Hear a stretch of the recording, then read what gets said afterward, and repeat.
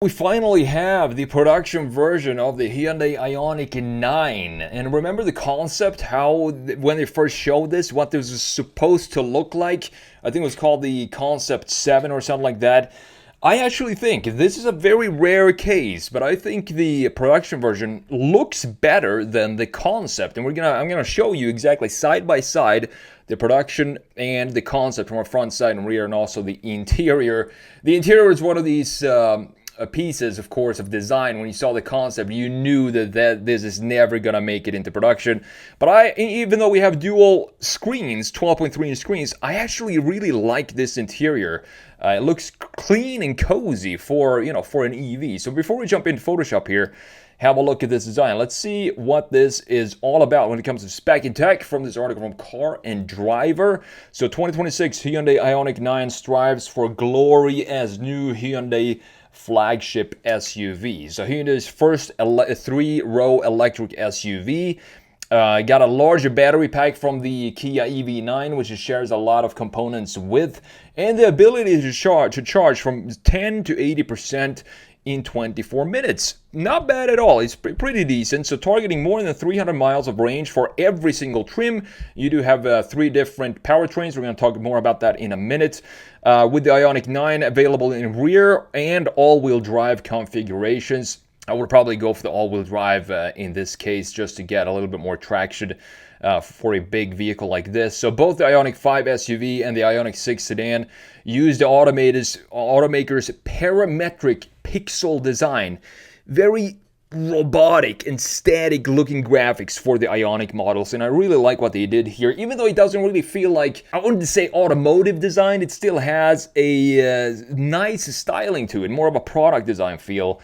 But I don't mind that in this case. So this pixel design distinguishes the EVs from the internal combustion stablemates, and the Ioniq 9 is no different here. Of course, you got a pair of vertical LEDs set in the lower fascia, so we do have bumper headlights here. I do believe, pretty sure we have bumper headlights here. We're gonna have a look at that in Photoshop. And then you have this big light bar that extends from fender to fender in the front end, stretching the width of the car, making it look very, very nice. The rear of the car maintains the theme with styling that stays true to the spirit of the concept car, even though it is some substantial differences in the rear here. Gives me a little bit of Volvo vibes when I look at this. If we just had a normal LED, like a slick LED, instead of these pixelated features that we have, it would look very much like a boxy Volvo lifted wagon or something like that. Vertical brake lights using the same pixel design, of course, frames a massive panel of glass. The silhouette of the production car is also quite similar to the concept, with a long flowing roofline, though the production model gains more distinctive body lines, specifically the wheel arches on both the front and the rear axle. So Hyundai describes the Ioniq 9 interior as a lounge-like, so you can just sit and chill. You got some captain's chairs, you can even rotate them when the car is stationary, and it has a totally flat floor, of course, since we don't have a transmission tunnel. The wheelbase stretches 9 inches longer than the Palisade, which is massive, and that is what you can do with EVs. And normally when you stretch the wheelbase like this on EVs, the proportions are starting to look very, very strange. You can definitely see that on the Ioniq 5 specifically. Feels like the rear axle just sits way too far backwards. It looks weird. But in this case, actually, you don't really notice that it's 9 inches longer wheelbase than the Palisade. The proportions are really spot on for an EV here. The roofline sits 1.6 inches higher. 6 and 7 seat configurations are available. And as I said, the second row captain's chairs can swivel when the car is stationary. So you can create this lounge feel in the back seat. I kind of like it. To just sit and chill out, take a break from your road trip, swivel the captain's chairs, and just have a conversation with the passengers in the car. So in the first and second rows can fully recline as well for quick naps while you're charging. I really like the layout settings here for the interior. This is what you want to do when you have an EV. When you have all this space, the long wheelbase, no transmission tunnel, you want to utilize the interior space in the best way possible. And I do think this car definitely does that. The center console, you can slide it back and forth 7.5 inches to allow for better access to the rear seats. And as I said, you have a pair of 12.3-inch screens housed in a single curved display atop of the dash, But you also have, and this is something that is definitely coming back now, Volkswagen, Hyundai, a lot of car manufacturers are going back to physical buttons. So even though this is a very futuristic looking car, both for the exterior and the interior, it still comes with a nice set of physical dials and buttons for the volume and the climate controls, that's all I want to see, and that is why I like this interior. And also, of course, all the configurations you can do with the seats here. You can see just how massive space you have back here. It's huge. You can store whatever you want in the back. You're not going to have any problems whatsoever. Maybe even a full couch or sofa in the back. The Ioniq 9, as I said, shares a lot of mechanical pieces with the Kia EV9. So you got three motor configurations. You got the long-range rear-wheel drive model equipped with a single 215 horsepower motor on the rear axle. You also have the long-range all-wheel drive, uses another engine and motor in the front for 94 horsepower on the front axle. And then you have the top-of-the-line performance all-wheel drive. It takes the same 215 horsepower motor that you have in the rear, slaps it onto the front end axle as well. So a little bit more power for that one compared to 94 of the long-range all-wheel drive. Above 300 miles for every single configuration. The range, thanks to a 110.3 kilowatt-hour battery pack, 10 to 80% in about 24 minutes on a 350 kilowatt DC fast charger, thanks to 800 volt architecture. Not bad at all. Seems pretty standard today, as long as the car can handle 350 kilowatts. The top performance model goes 0 to 60 in about 4.9 seconds when equipped with the 21-inch wheels. And the wheel design here, I've said this so many times, that I like a simple design with multi-spoke wheels. And that is what we have here. Those are definitely the wheels that I would go for my Ioniq 9. With the all-wheel drive long-range models taking 6.2 seconds, then you have the slower rear-wheel drive model going 0 to 60 in 8.4 seconds.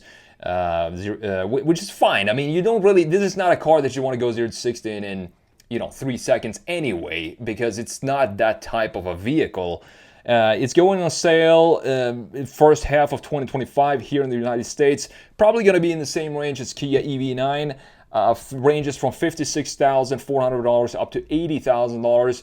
And if I were to pick one of these when it comes to design, just from a first impression, I'm going to go with the Hyundai. I do think this one looks better than the Kia. So with that said, let's jump into Photoshop here and let's check out the production version, compare it to the concept that we have on the right side. And I think Hyundai has done a great job here transforming the concept. Not exactly sure when this was unveiled, maybe last year or something like that, and then turning this into the production version over here. You can see that the key graphics that we have in the concept here, the light bar in the front end, the sort of, we knew that these were going to transform, these pieces here, we kind of knew that these were going to transform into bumper headlights for sure. The positioning of them, and then you have this light bar up top being an identifier for this car. It just felt natural to turn this in the production version right here into bumper headlights. But you can see that the headlights themselves of the production version are still very much pixelated here. It's just they're playing around with this sort of styling, and I do like the graphics. It's a very clean design. But as I said, you can see all these sharp corners here and a bit of a radius here in the front end going into the shoulder line, which looks nice. But other than that, other than the curvatures that we have on the main features of the car, everything else is very static, and that is why I mean when I say that this looks more like a product design to me than an automotive design. It doesn't really have that emotional feel to it. We have some interesting fender flares here going around. You can see that this piece right here going around the wheel arches are definitely more pronounced than what we had in the concept, even though they look pretty similar here as well. The front end looks very clean and typical Hyundai. I think they're nailing their design identity now with this pixelated design for the Ioniq models. It just looks very, very good. I actually like the lower section better. You can see on the concept, we don't really have any sort of additional pieces down here at the corners. But on the production version, you actually have sort of a little lip down here, creating a much sportier design. It also makes it feel like it's hugging the road in the front end. I do believe that this is housing for all the radar and all the tech right behind that black screen in the middle. Now looking at the side view and talking about these wheels, these are some of the best looking brand new wheels I've seen in a long time. I just like simplicity when it comes to wheel design. I don't want to have it be too complex, and these just feels like it suits the overall vibe of this car. Comparing it to the concept here, very similar stance, very similar proportions, and the graphics as well. You can see that we have a clear 3-box design here for the concept, 1 or 2 boxes in this case. And this sloping roofline is beautiful because it creates a much more sportier vibe. We still have the sloping roofline going here in the production version, sloping very hard downwards, and it has a clear cut in the rear. This definitely gives me a lot of Volvo vibes if we just zoom into this area right here. This to me could have been a Volvo if we had maybe the graphics stick out a little bit like this and then down into the this key graphic down here, the line. I like that we have this black line wrapping around the entire car, because what this does is it makes it feel nimbler and it makes it feel more athletic than if this were to be just body color. For example, I can show you real quick. If we just make this body color, it's gonna see that it feels a lot heavier. So let's quickly fill this in here. Not gonna be the most beautiful redesign, but I just want to show you the idea that I have here and show you what I mean by making it feel way less heavy when we have a black bar like this. Now it feels like this body panel here is too high and it just creates a lot more mass. So we need some sort of break in this big ocean of gray in this case, which is the color, of course, of this car. And I think this line, the sort of Ferrari F40 line here, does the job well. I do also like that it is housed by this chamfer. So we have a chamfer right above it.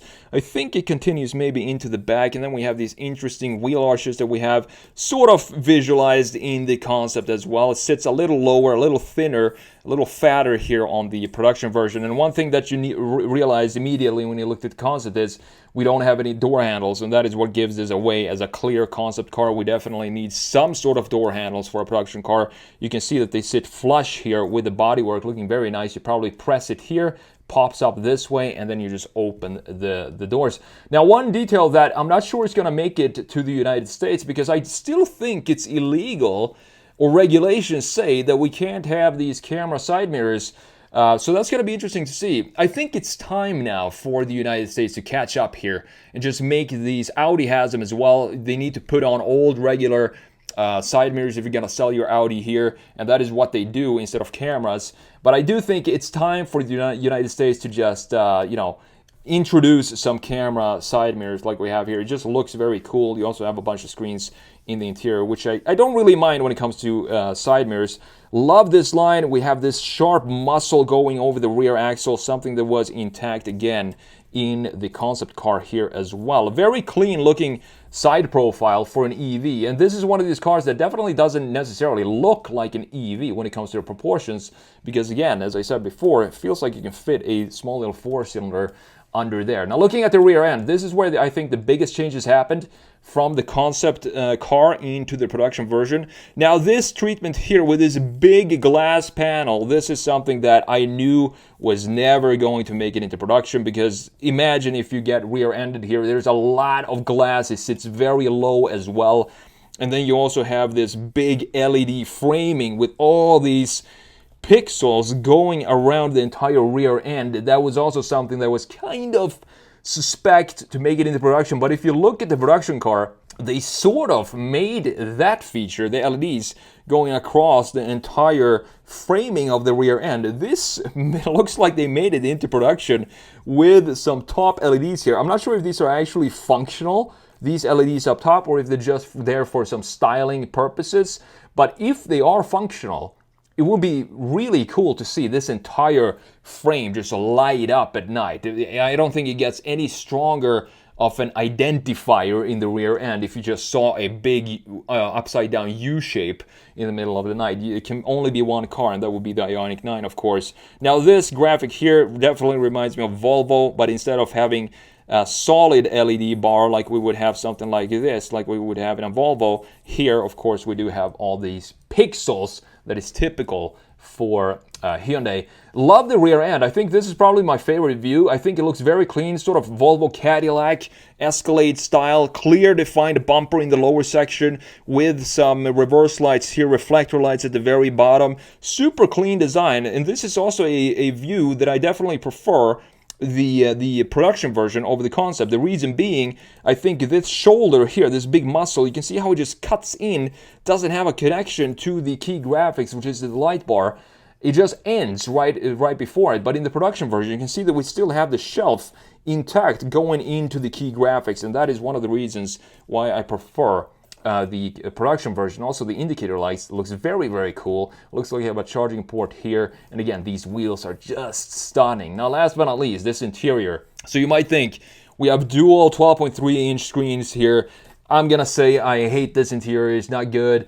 You know, I don't like screens and blah, blah, blah. I've said it so many times before. I'm sure you know that already. But in this case, we have a nice framing, first of all, for the two screens. It's a silver outline for it, looking nice. I would want to have some more, you know, maybe some sort of housing for both of these screens, some sort of cap going over it, just cover it a little bit and make it feel a little bit better integrated than what we have here. But it's fine. It's just a small detail. You can also see the side mirror cameras here. The stream from the cameras on the outside being projected right in here. Very easy to see your blind spot. You're basically not going to have a blind spot anymore. But the key thing here is that a lot of companies now going back, they're getting the feedback from the users to go back to physical knobs and buttons specifically for this small control panel here. For the climate settings, and that is also a safety issue. Would you rather go, if you're driving 70 miles an hour on the highway, would you want to have to go into the software and figure out exactly what small little button on this screen you need to touch to change the temperature, or would you just reach down here and grab a big dial and turn it up up or down? It's a lot easier, a lot safer. You can do that without having to take your eyes off the road. Then you can see we have some USBs down here and connections, probably some phone chargers as well, in addition to this armrest that slides back. I do believe this at 7.5 inches back and forth. Cup holders here, some more charging pads or phone storage here. And the overall interior looks very, very clean. I like Hyundai Ioniq's interiors in general. I think they're putting a lot of effort into making EVs still feel like, beautiful looking car interiors, and I do think they did a decent job here, even though I would like to see some better integration for the screens. Now, looking at the concept here, this doesn't even have a steering wheel. Instead, you're steering it with a joystick, and this is something that when you see this, even if we're almost in 2025, seeing something like this is just not going to make it into a normal production car. Maybe Tesla can do something like this with the robotaxis in the future. But for now, putting this in a flagship Hyundai SUV is not going to work. So obviously, this was never going to make it into production. So overall, great design, beautiful design. I like this better than the EV9 because I think I just personally prefer the less robotic styling of Hyundai. Even though they both look very robotic, the EV9 looks like a transformer. This has a little bit more fluid lines, and the proportions look softer and more internal combustion engine proportions to me. So that is the reason why I prefer the Ioniq 9. And I actually look forward to seeing this in real life. I think it's going to be a cool SUV, and specifically when you have the dual motors with the two beefy motors in the front and rear.